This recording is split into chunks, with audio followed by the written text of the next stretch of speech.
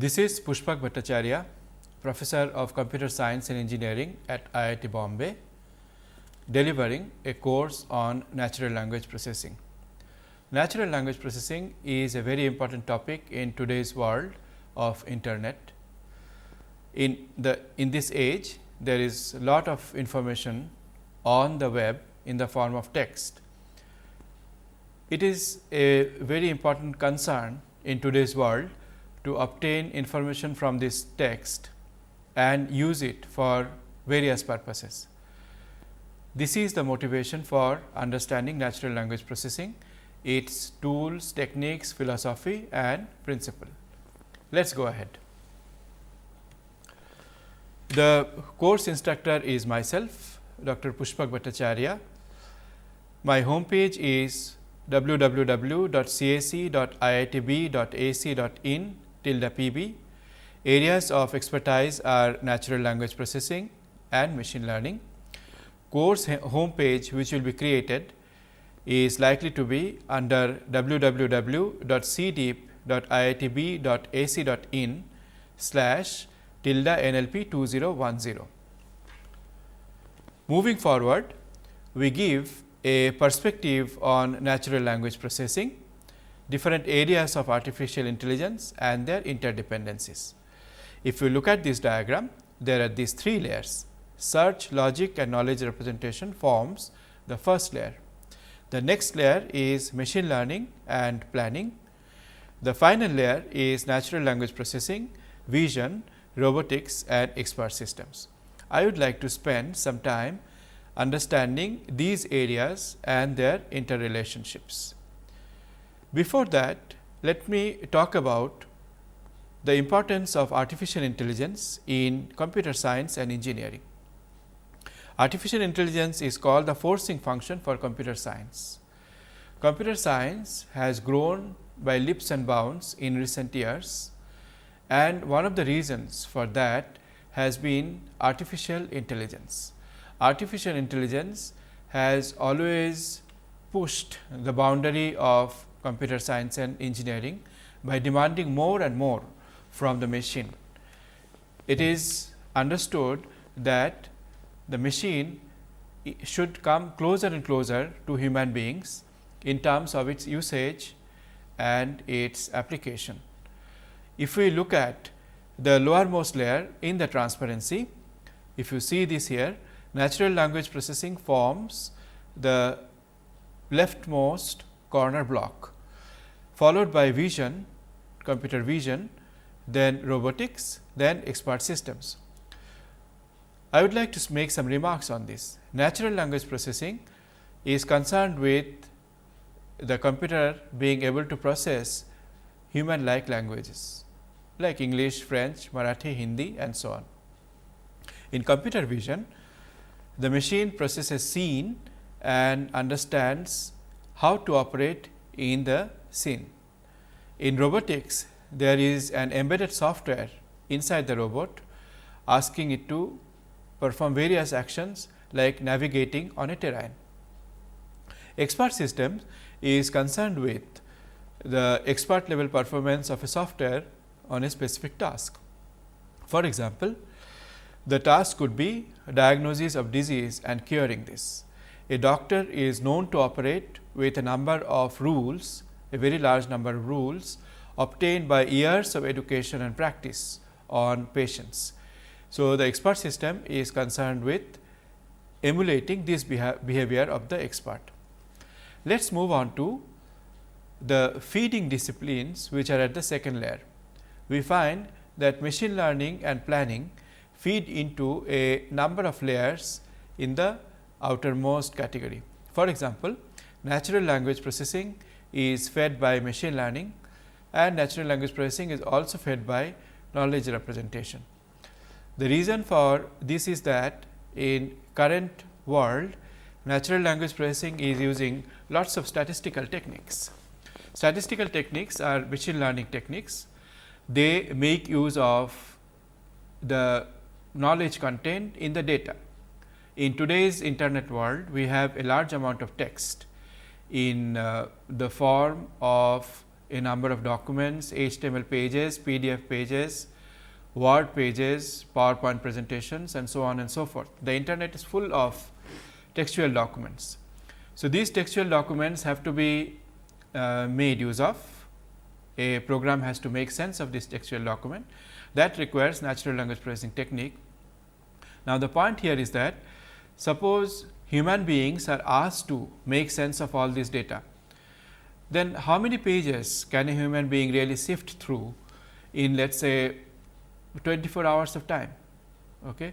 Or even if you take working hour of 8 hours per day, how much of data can a human being possibly see?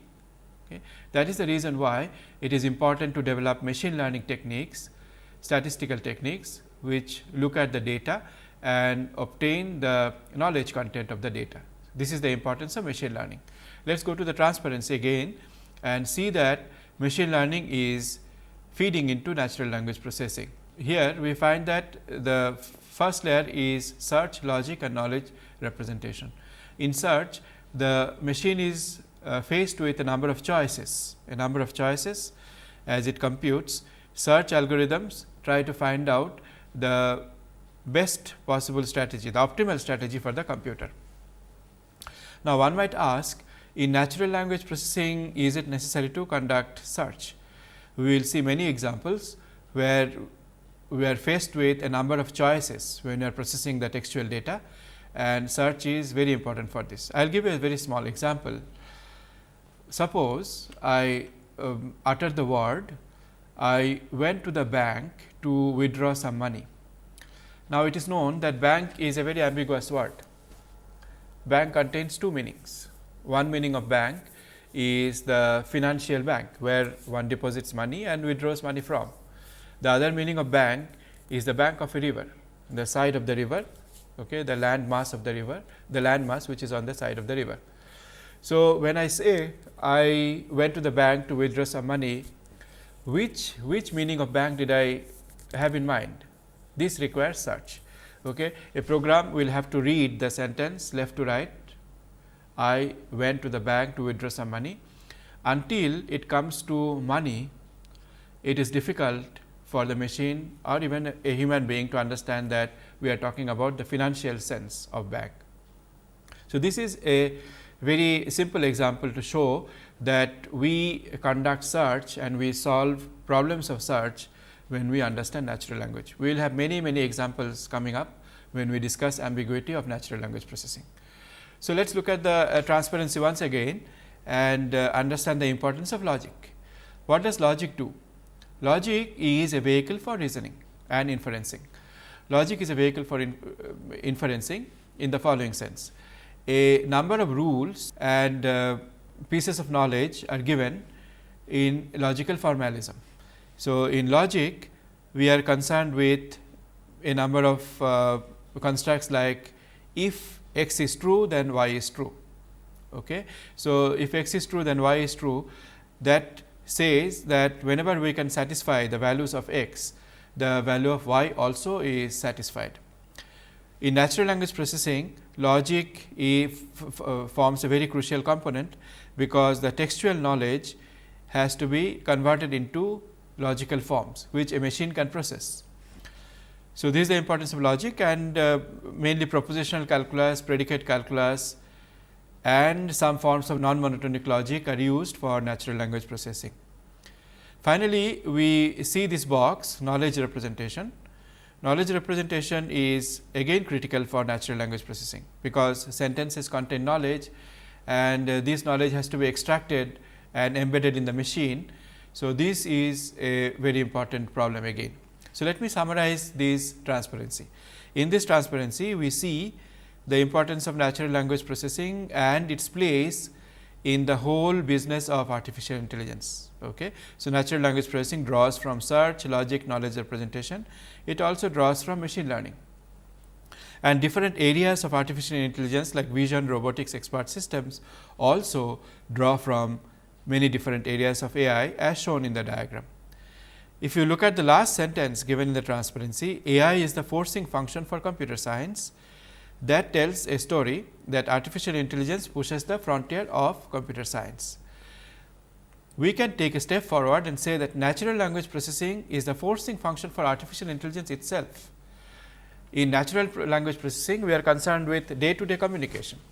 Now, day-to-day communication requires understanding the words, the phrases, the structures, the syntactic processing, the meaning of the sentences. All these are extremely important even for artificial intelligence.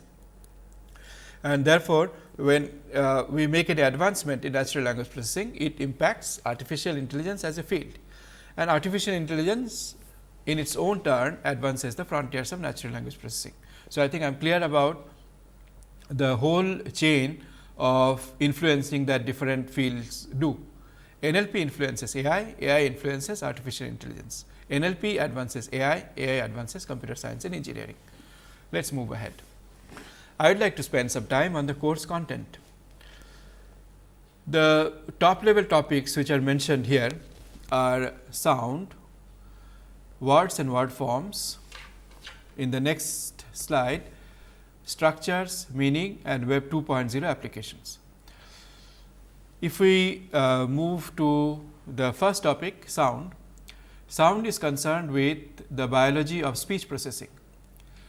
Natural language comes in two different forms. One is the spoken utterances, the other is written communication. If we look at the biological processing of speech, how do human beings understand speech? Human beings hear words, the sound patterns which come to the ear, and those speech patterns are understood by the brain. There are specific areas of brain designated for auditory signal processing. Okay. And this speech sound is converted into patterns which are stored in the brain, and they in turn activate ourselves to perform some action. We utter some sentences in response to speech, or we take some action we perform in the real life world, moving our hands, legs and so on. So, speech processing refers to concept formation in the brain. It also refers to taking action in the real life world. So, the topics that are mentioned there pertain to different areas of speech processing, the biology of speech, phonetics, phonology, place of articulation, and many different statistical techniques which are needed for processing of speech. Now, why is speech important for natural language processing? Speech is important because speech gives many different statistical techniques consumed by natural language processing in today's world. Earlier, when natural language processing used to be completely reliant on a linguist's expertise, a language expert's proficiency, a lexicographer's proficiency and so on. Okay. It was completely human driven. Now, it is seen that there is lot of data in textual form on the web, and we can use machine learning techniques to make sense of this data. Okay. So, where do these techniques come from? These techniques come from two fields, namely speech and computer vision. They have been for a long time processing signals and patterns using machine learning techniques, statistical techniques, and today's natural language processing cannot ignore those techniques. In fact, they benefit a lot from the application of those techniques. So, the main point I am making here is that speech actually provides natural language processing with its own statistical approach, statistical techniques. Moving forward, word and word forms. Look at the second point here, words and word forms. Words and word forms. I mentioned here morphological fundamentals, morphological diversity of Indian languages, morphology paradigms, finite state machine based morphology, automatic morphology, learning, shallow parsing, named entities, maximum entropy models and random fields. I have listed out a number of topics. Let me explain to you in brief what I mean here. Words come in many different forms, and our concern is to be able to process words very skillfully. Words form the first step. When we process language, it is the words which we have to deal with in written communication, for example. I took this example, very famous example in natural language processing, where the sentence was, I went to the bank to withdraw some money. It is also possible to say, I will go to the bank to withdraw some money, I will go to banks to withdraw some money. Okay. I will go to banks to withdraw all my money. Okay. So, look at this, look at what is happening. What is happening is that the same word is coming in many different forms. For example, banks is coming from the word bank, will go, went, they come from the root word go. Now, English is a very simple language in terms of morphology. English produces word forms, many of which are quite simple. Okay. For example, to form a future tense from go, you just have to plug will before go. Will is called an auxiliary verb. In Hindi, you will have to say, मैं bank जाऊँगा. The word जाऊँगा comes from two morphemes, ja to go and unga will go. Okay, will. So, ja plus unga produces jaunga. Therefore, it makes sense to take the word jaunga and break it into two pieces, ja and unga. This is known as morphology processing, morphological analysis. The opposite process is called morphology generation or morphology synthesis. We have the root word, and from the root word we should be able to produce the word form. Again, to take an example in English, suppose the root word is transport. Okay, we transport some material. Now, if I say that this word transport is for singular number and present tense, okay, he transports some material. So, given the root word transport and the fact that the tense is present tense and the person is third person singular number, transport becomes transports, okay, and s is added to transport. So, this is known as morphology generation or synthesis. Imagine a machine which is required to do natural language processing and natural language generation. Okay. So, what is given to the machine is, let us say, a scene. The machine is supposed to describe a scene and it sees a human being transporting some material from point A to point B. So, the machine will have to produce the sentence, he is transporting material from point A to point B. The word transport now has become transporting. This is the morphological process, and a number of computer algorithms have been devised to deal with morphological processing. How can we efficiently process words and obtain their root forms?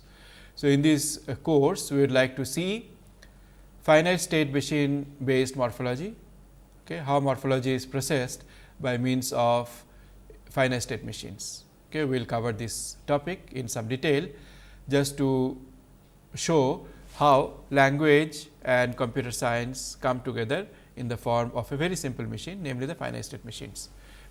We go to the next transparency. We come to now more advanced topics, structure, meaning and Web 2.0 applications. In structures, I mentioned the topics as theories of parsing, parsing algorithms, robust and scalable parsing on noisy text as in web documents, hybrid of rule based and probabilistic parsing, scope ambiguity, attachment ambiguity resolution. All these are technical terms which will be explained soon, but let me make the main point here.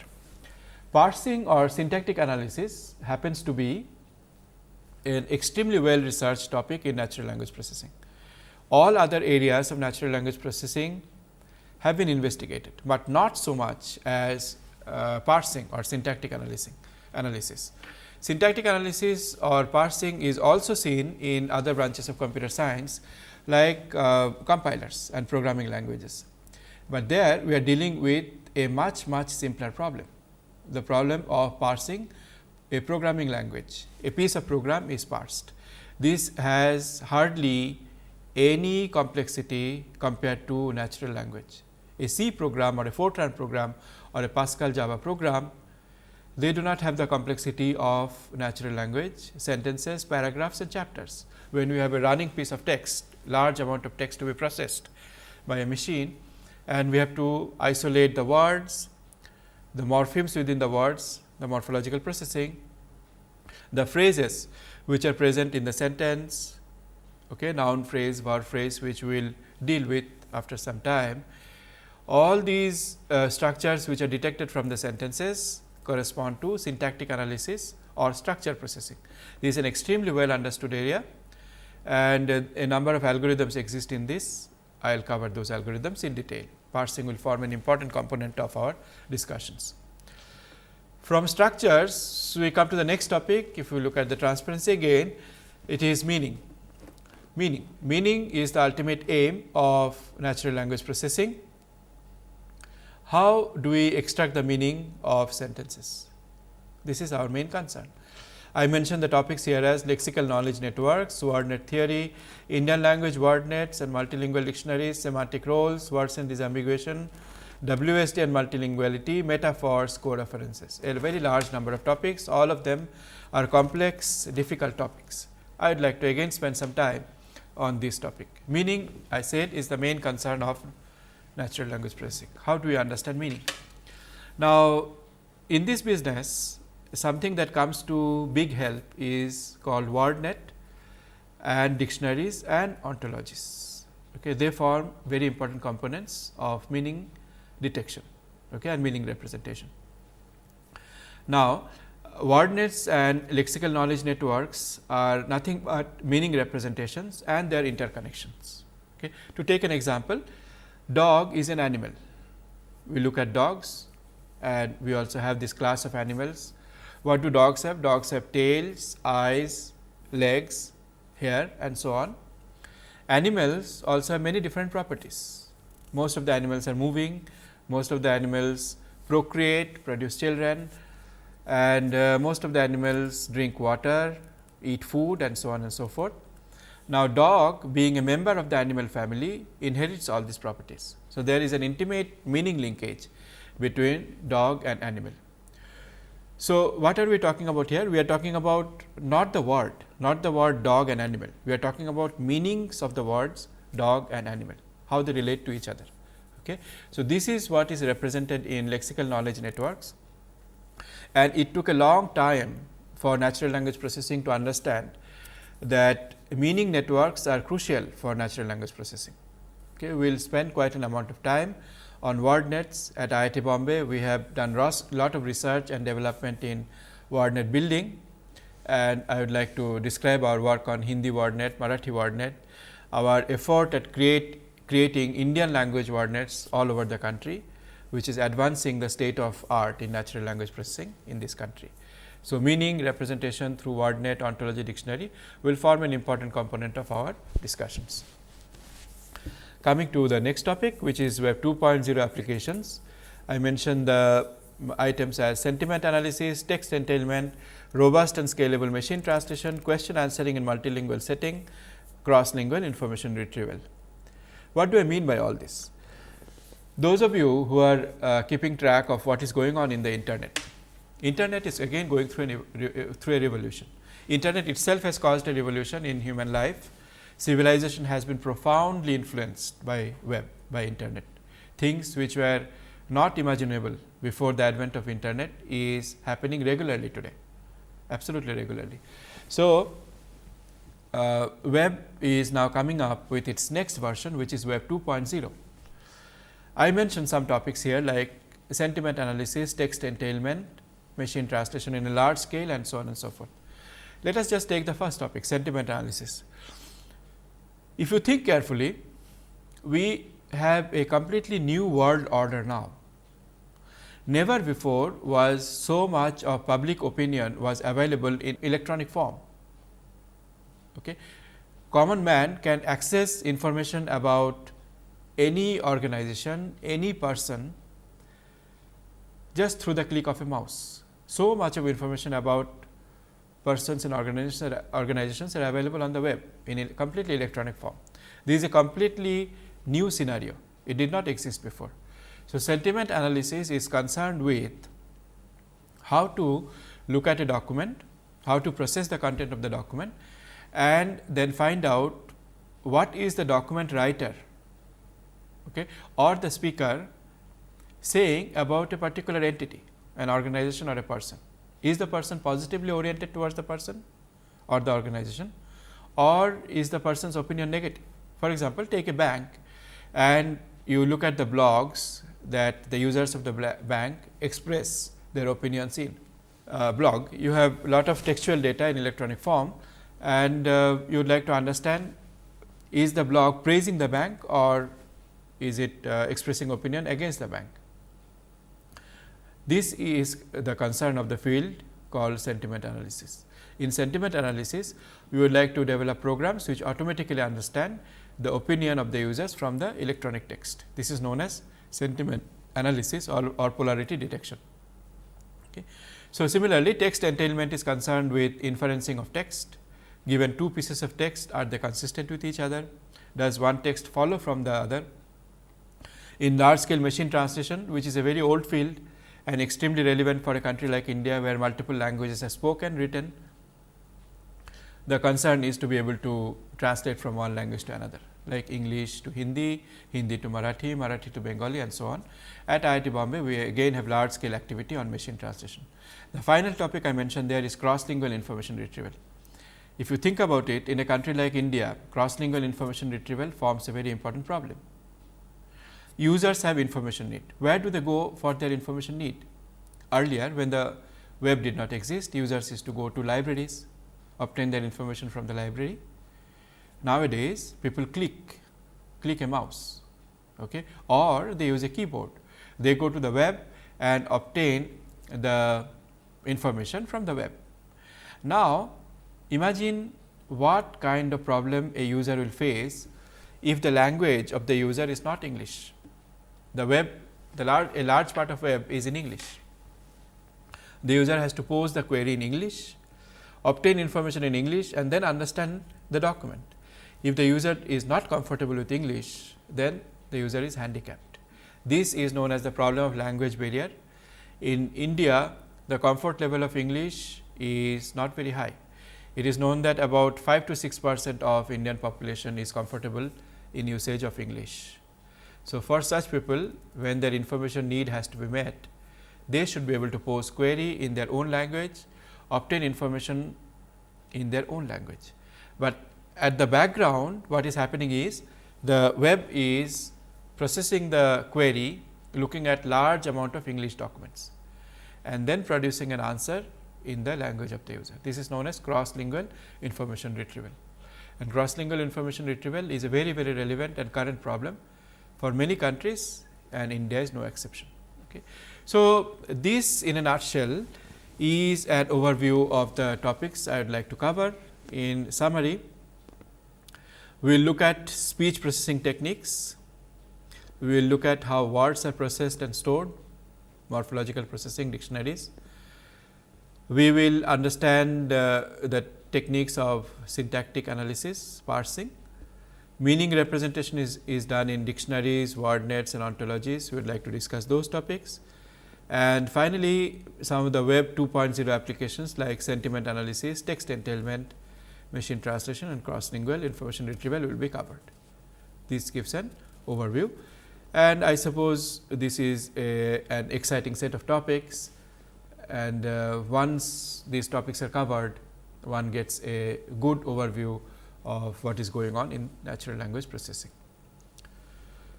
We will move forward now with some of the central topics. We have said many times that web brings new perspective. If you look at the diagram here, we have what is called the QSA triangle. Q is the query, S is the search, and analytics is the intelligent processing of information on the web. This is known as the QSA triangle, a very famous concept in the scenario of web. Q query, S search, and A analytics. Okay. And this actually brings in many fine points of discussion. We do not have enough time to go into those details. Let me just make one or two remarks on this. When the user is posing a query, this query is processed by the search engine and documents are searched. So, this is the search component. The first component was the query component. Query has to be processed after all. And when the documents come up, okay, a large number of documents come up from the search engine, we have to understand what these documents mean and do they satisfy our information need. The topic of analytics is concerned with that. It is concerned with how to process these documents intelligently. So, we can imagine a future scenario where the user gives in the query, the documents are searched and the essential information with respect to that query is presented to the user all by the machine, all by the computer. Okay. So, after the query is presented, search and analytics, they work together, they work in synchrony, they work in tandem to produce information for the user to consume, for the user to use that information. Okay. That is the QSA triangle. And you can see that since the documents are mainly in textual form, there are of course, lots of documents in image form, but documents which are in textual form, they require natural language processing techniques to be processed. Okay. Moving forward, we now proceed to define natural language processing. As the slide shows, it is natural language processing is a branch of artificial intelligence. We have already dwelt on this particular issue in one of the transparencies before, where we showed many different dependencies of AI. Now, natural language processing has two goals, the science goal and the engineering goal. The science goal and engineering goal, they go hand in hand, they work in tandem. In science goal, the aim is to understand how language is produced and how language is understood by an intelligent entity. Okay. For example, how do I process this sentence? I went to the bank to withdraw some money. If somebody asks me, why did you go to the bank? I will answer, to withdraw some money. Okay. How do I answer this question? I must have understood the question. I must have understood that the meaning of bank here is the financial bank, not river bank. How did I do that? Okay. So, this is a cognitive process which is happening in the brain, and human beings are extremely good at it. The science goal of natural language processing is to understand this phenomenon, this tremendous phenomenon of how we process language, how we generate language, how we interact with our fellow human beings through language. This is the science goal. The engineering goal, on the other hand, is concerned with the use of the techniques of natural language processing.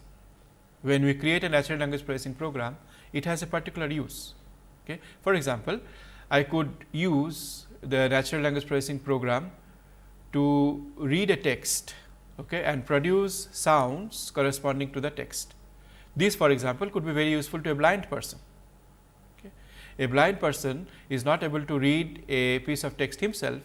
So, we give the text to a natural language processing program, it automatically reads the document, produces the speech sounds, and the blind person understands what the meaning of this document is.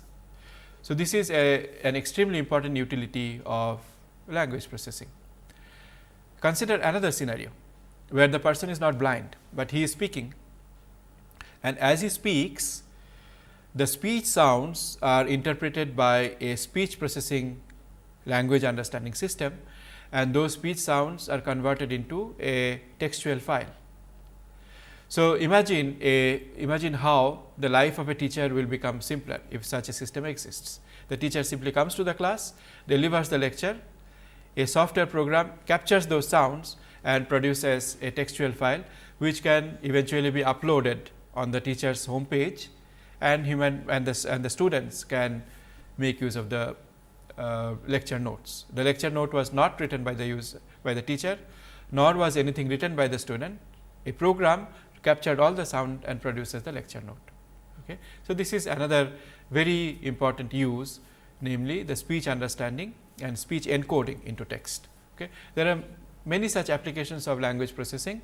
I mentioned sentiment analysis some time back, and this problem, the problem of sentiment analysis, requires language processing. It is a very important problem. Organizations nowadays are very concerned about what the public are saying about them on the internet. Okay. And it is impossible for a single human being or even a team of human being to look at the whole web and tell the organization, people are saying very nice things about you or saying bad things about you. So, can they employ software agents? Can they write software programs which will navigate the web, go over the whole web and give to the organization people's feedback about this? Okay. So, these are many different utilities of natural language processing, and this pertains to the engineering goal. So, we mentioned two goals, science goal and engineering goal, both have to be kept in mind for anybody working on natural language processing. Okay. The excitement of the field comes from this mysterious phenomenon, this very deep phenomenon of language being processed in the brain and language being produced.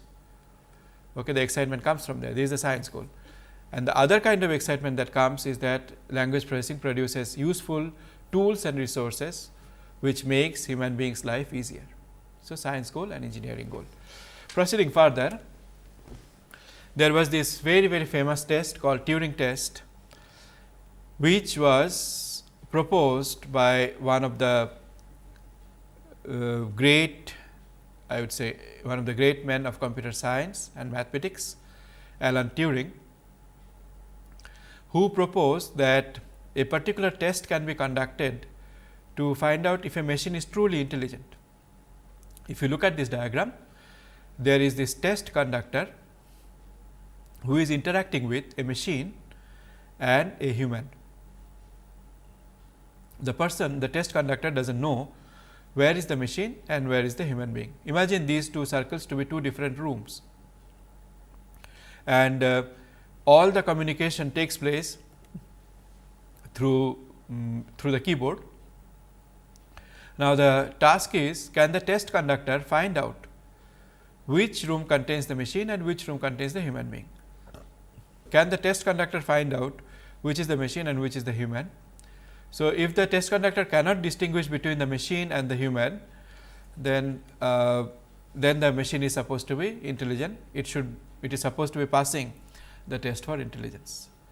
So, let us spend some time on this test. This is an extremely famous test called Turing test. In Turing test, our goal is to see if a machine is truly intelligent, if a program is truly intelligent. And this was proposed by Alan Turing to test a program for its intelligence.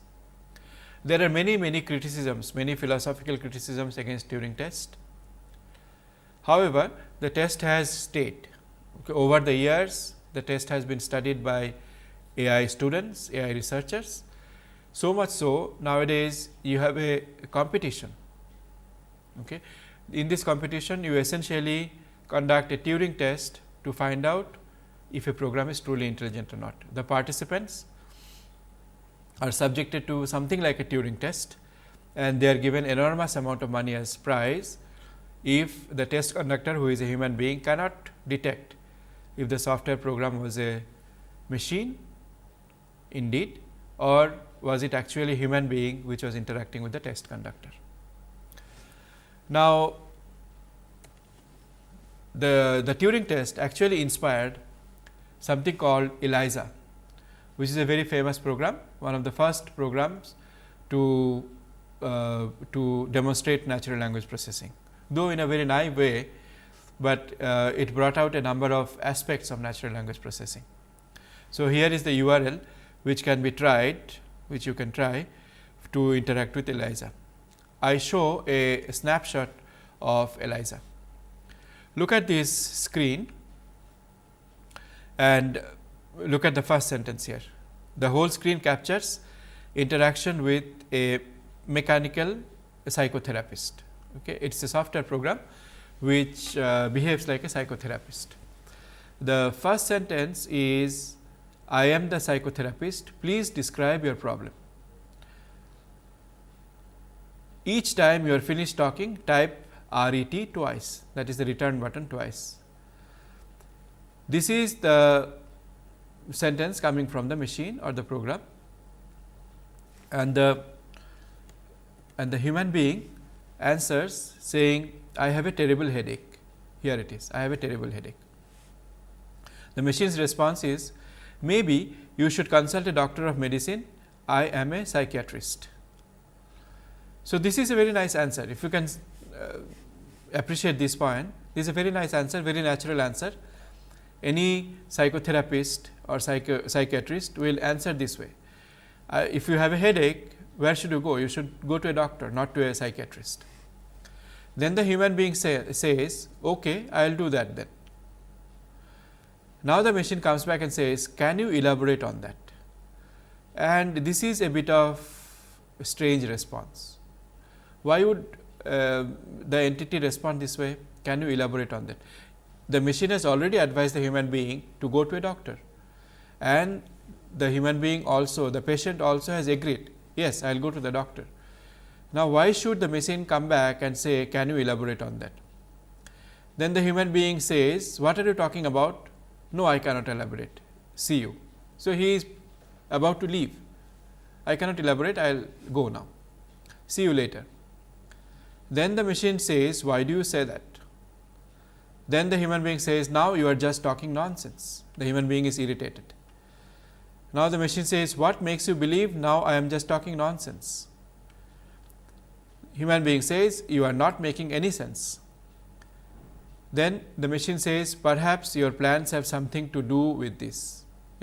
So, after can you elaborate on this, and after the human being is somewhat irritated and says that he cannot do much about all these conversations, the machine goes into a completely nonsensical mode of communication. Okay. Now, you are just talking nonsense, what makes you believe now I am just talking nonsense, and so on. So, what does this show? What does this communication show? The communication shows that initially or even up to some level, the machine can feign to be intelligent, can pretend to be intelligent. Okay. The moment the conversation takes a deeper turn, it requires more complex reasoning, more complex background knowledge, okay, lot of experience, the machine shows sign of failure. It begins to ask questions which are completely nonsensical and shallow. Okay. And why does this happen? Eliza was a program which was created by Weizenbaum, and the goal was to show that natural language processing actually does not have much substance in this. Nobody will agree with this point of view anymore in today's world. Natural language processing is understood to be a very, very deep field with tremendous amount of utility.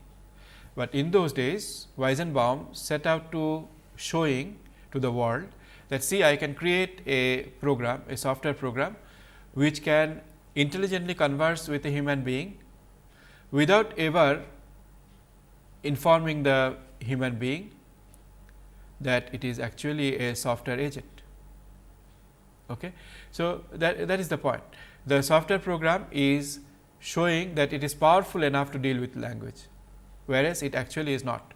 The internal algorithm was the following: there were a number of templates and keywords which the software program was looking for all the time and matching it. Okay. So, it has, for example, a very stock answer: what makes you say ... Okay. And what makes you say that you are not well. Okay. So, suppose I say I am not well, and the machine's response is, what makes you say that you are not well. And there is some cleverness in converting I to you to I, and so on. But the whole thing is template based. There is a template which says that whenever you see a sentence and you do not know what to do with this sentence, how to process this sentence, simply output what makes you think or what makes you say something. Okay. So, this is not intelligence, this is hardly intelligent, this is a completely superficial processing of the sentence. Similarly, there were many other templates which are inbuilt in the program, and Weizenbaum tried to show that just by activating these templates, a machine can meaningfully converse. But this is not true, as the example is showing here. The moment the conversation goes into deeper things, the machine begins to fail. Still, the program was inspired by Turing test. Weizenbaum wanted to construct a program which will behave like a human being and converse with another human being. Moving forward, we come to probably the most important starting discussion of natural language processing, namely ambiguity. So, we write here ambiguity. This is what makes natural language processing challenging, and this is the crux of the problem. Ambiguity is there everywhere at all stages of natural language processing, and we proceed to elaborate on that. It is known that there are different stages of language processing. These stages are listed here: phonetics and phonology, morphology, lexical analysis, syntactic analysis, semantic analysis, pragmatics, and finally discourse. So, all these topics are very well known in natural language processing and speech. My point here in listing all these topics is that we will see everywhere we have to deal with the problem of ambiguity. Starting from phonetics and phonology up to discourse, everywhere we have the problem of ambiguity coming up, and we have to find solutions to those problems. Let us take the first of this list, phonetics. Phonetics is concerned with the processing of speech. The challenges in this are homophones, namely strings of alphabets or words which sound similar. So, bank in the financial sense and bank in the river sense, they sound similar, therefore, they are called homophones. Near homophones are those which have very close sound. For example, the word matra and matra in Hindi. These two words also are used in Marathi, they are also used in Bengali. Most Indian languages have these two words if the language is from the Indo-European origin. So, matra and matra sound similar, but they are not identical, unlike homophones. So, near homophones and homophones. We come to this very intriguing problem of word boundary detection. What is it I have written here? AAJAA this is a Hindi word, this is a Hindi string. This can be broken up in two ways. Aaj aayenge will come, or aaj aayenge will come today. So, if you break it at J, before J, then it is aa jayenge will come, and if you break it after J, then it is aaj aayenge will come today. So, the speech understanding system has to break the word at the appropriate place. For example, if you break it here aja and enge, then these two morphemes are not making much sense. No listener will break this string into these two parts, aja and enge. I take this example in English, one of my favorite examples. I got a plate. So, if I say it very quickly, you will not know what I said. I got a plate, मुझे एक plate मिली, or I got up late, मैं आज देर से जगा. So, these are the two meanings, and when this whole string is given, I got a plate, from the context we have to make out, is it I got up late, मैं देर से जगा, or I got a plate, मुझे एक plate milli.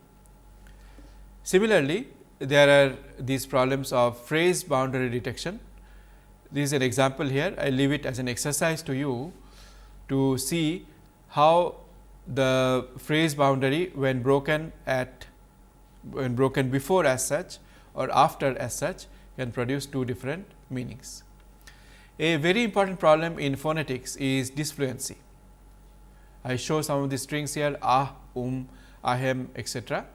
Now, these strings have no meaning, these only assist the speaker to organize his thought.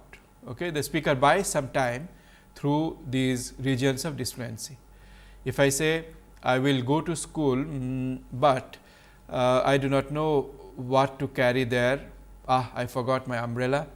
So, all these etc. are regions of disfluency. They give the speaker some time to organize his or her thought. So, what did I say in this slide? What I said in this slide was that when we have phonetics and phonology, when we are dealing with speech sounds, we have to deal with three problems. 1, homophones, 2, near homophones, 3, word boundary. So, these are the three different problems we deal with when we are dealing with speech sound. we move forward and take the challenges involved in morphology. Morphology, as described before, deals with word formation rules from the root words. For example, the nouns boy, boys, gender marking zar, zarina, they come from the root word boy or zar. Okay. Ladka, ladki, for example, they are also they correspond to gender marking. Verbs give rise to different forms through tense, like stretch, stretched, aspect, for example, perfective, sit, from sit we can obtain had, sat, modality, for example, request, the root word is kha or khana, from this we obtain the word khaiye. So, first crucial step in natural language processing is morphology. We have to detect all the morphemes contained in a large word string. So, languages which are rich in morphology are Dravidian languages, Tamil, Telugu, Kannada, Malayalam, Hungarian and Turkish in Europe. Languages which are poor in morphology are Chinese and English. Chinese hardly uses any morphological suffixes. English is also not very rich in morphological variations. Languages with rich morphology have the advantage of easier processing at higher stages of processing. Since we have dealt with the word in all its suffixes, prefixes and so on, we have made a lot of progress towards word meaning. A task of great interest to computer science is finite state machines for word morphology. So, computer science comes in handy here. There are word formation rules and the suffixes which get added to the word, they come in particular word. Let me take an example from Marathi. The word ghara samorcha, ghara samorcha Bangla. So, ghara samorcha has three different components, ghar, samor and cha. You can also say ghara samor cha ni. Now, ghar, samor, cha and ni, they come in particular word. Ni cannot come before cha, cha cannot come before samor.